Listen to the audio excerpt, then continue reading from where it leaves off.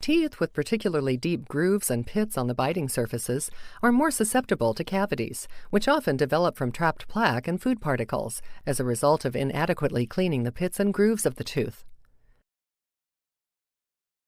As a preventative measure, your dentist may suggest sealants as a way to protect these chewing surfaces. To apply sealants on susceptible teeth, the grooves and pits of the tooth are first prepared with a special gel.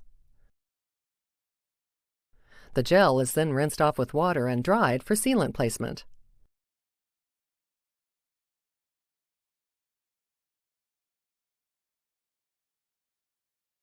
A plastic filling material is then gently painted onto the enamel of the susceptible back teeth.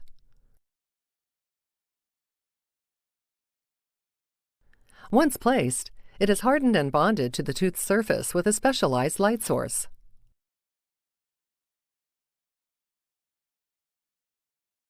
Under regular chewing function, sealants should last for several years. During regular dental visits, sealants are routinely checked for possible breakdown, and a quick reapplication is arranged if necessary.